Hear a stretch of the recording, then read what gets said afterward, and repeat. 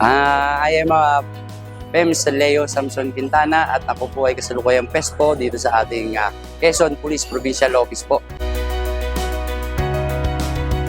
Ang aking pong mga blessing o kaya mga natutunan sa pagkakandak po ng ating MBK Swim, ito po ay nagkaroon ng spiritual na buhay sa atin, hindi lang po sa pamilya, sa trabaho, sa kasamahan. Naka-impluwensya po tayo na ipakalat pa po ang ating mga salita ng Diyos. At dito po ay tumatatak at nagiging maganda ang nagiging resulta sa ating mga personnel. At ito po ay naisa sa buhay po nila at ito po ay nai-impluwensyahan nila ang ating mga kapamilya, trabaho at na malaki pong naging impact nito sa atin sa buhay na pagsiservisyo sa pulis.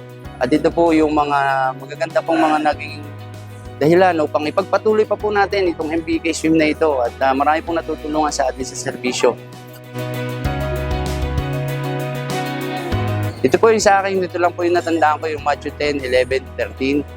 Sabi nga nila, marami po ang naghihintay na tayo po yung magkamali as a police officer.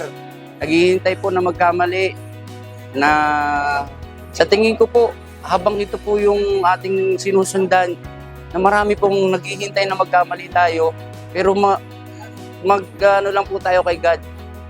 Sigurado pong hindi tayo magkakamali, magtiwala lang po tayo sa Kanya. Dahil na nasusulat po doon na ibigay natin ng buong tiwala sa Kanya at Siya na po ang bahala sa atin. Yun po ang aking pong mga verse na naalala at lagi ko pong isinasabuhay sa akin sa pagtatrabaho po at pagsiservisyo sa bayan. Sa ating pong mga life coaches, maraming salamat po sa inyo mga sir. Alam ko po na kayo po ay mga volunteer na wala pong hinihintay na kapalit, kundi maibigay at may bahagi po ang ating mga salita ng Diyos. Sa ating kapulisan, wag po kayong sasawa na bigyan po ng spiritual guidance. Naalala ko nga po na noong una nagsisimula pa lang ito, pag nakakita po ng pastor, mga life coaches, nagtataguan po ang mga pulis. Ngayon po, pag nakikita nila na safe ang mga pulis spiritually.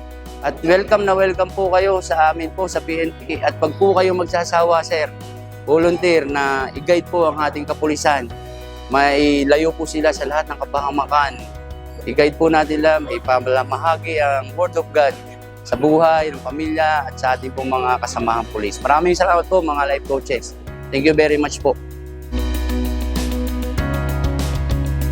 Sa ating pong mga pulis dito sa Quezon Police Provincial Office, bilang PESPO nyo po, pinakampanganay na kapatid dito sa probinsya ng Quezon, suportahan po natin itong magandang programa in connection po dito sa internal cleansing program at ito naman po ay may Memorandum Circular 2019-027 at ipagpatuloy po natin itong magandang programang ito dahil ang sabi nga po nila walang dahilan kung gumagawa ka ng tama.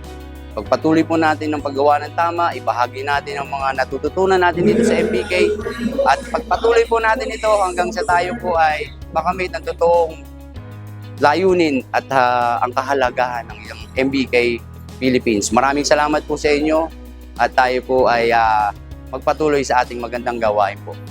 Ako po muli si PEMS Leo Samson Quintana, ang inyo pong PESPO ng Quezon Police Provincial Office. I am my brother's keeper.